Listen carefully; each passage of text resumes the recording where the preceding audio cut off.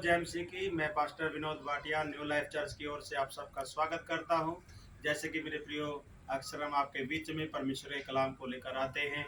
आज फिर हम परमेश्वर के जीवते कलाम को लेकर के आपके बीच में हैं और मैं विश्वास करता हूं आप इस कलाम को सुन करके प्रभु से जरूर आशीष पाएंगे।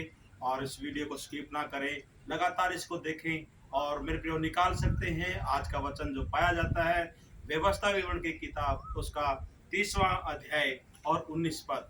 और 19 पद में मेरे प्रियो इस प्रकार से लिखा है, मेरे साथ आप खोल के पढ़ सकते हैं।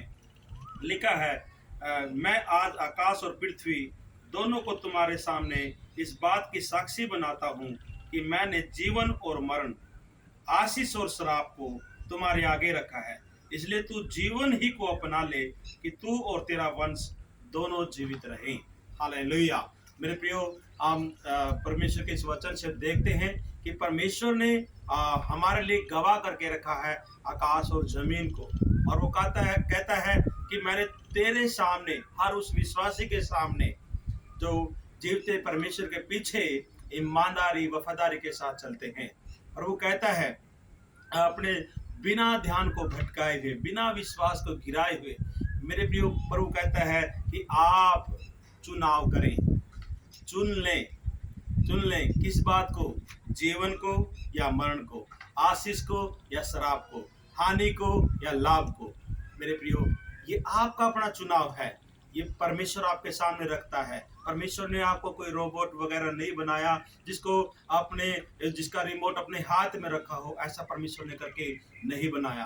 परमेश्वर ने आदम को जब बनाया तो उसको स्वतंत्र इच्छा दी, अपनी मर्जी से अपने जीवन को जीने के लिए आजादी दी।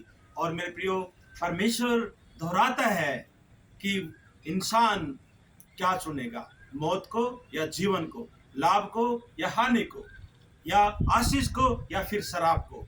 ये आपका अपना, मेरे प्रियो, एक कह सकते हैं चुनाव है।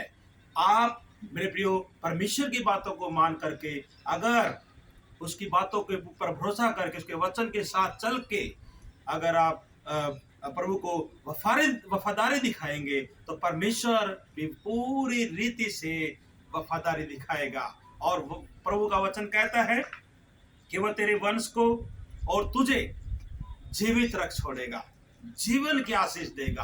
हालेलुया।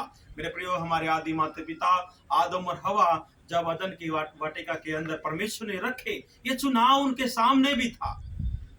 और मेरे प्रियो, आदम और हवा ने अपनी स्वतंत्र इच्छा के द्वारा मृत्यु को चुना।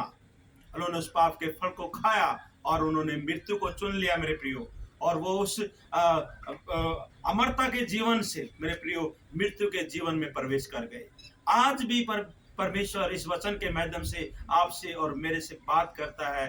वो कहता है, मेरे भाइयों मेरी बहनों, परमेश्वर के कलाम के ऊपर विश्वास करके, उसकी बातों पे भरोसा करके जो जीवता परमेश्वर है, वो कहता है कि आप आज चुन लो मेरे प्रियो कि आप लाभ को चुनोगे या फिर हानि को चुनोगे, या जीवन को चुनोगे या मृत्यु को चुनोगे, आशीष को चुनोगे या फिर शराब को चुनोगे। ये आपका अपना चुनाव है। अगर आप परमेश्वर के आशीषों को चुनोगे, उसके जीवन को चुनोगे, उसके लाभ को चुनोगे, तो वो आपको जीवन की आशीष देगा, आपके वंश को भी जीवन की आशीष देगा। हालेलुया। और मेरे प्रियो, जैसा यहोशू ने भी हम देखते हैं, उसने 24 अध्याय का 15 आयत में भी उसने परमेश्वर के जीवित कलाम को चुना, परमेश्वर की आज्ञाओं को मानना चुना और उसने जीवन पाया।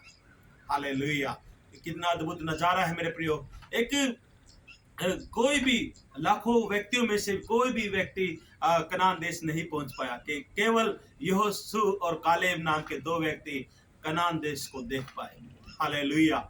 ये मेरे प्रियो चुनाव था, तो परमेश्वर उसको उस दूध और दही और मेरे प्रियो मक्खन, जहाँ पे भरपूरी से था, जहाँ पे शांति भरपूरी से थी, जहाँ धाराएं बह रही थी, जहाँ शांति थी, उस स्थान पर परमेश्वर ने उनको पहुंचने की आशीष दी।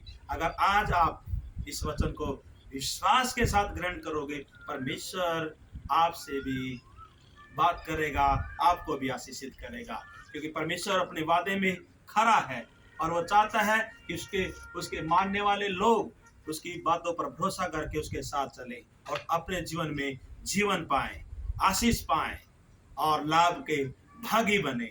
सबको परमेश्वर आशीष करे। खुदावंद आप सबके साथ हो। God bless you.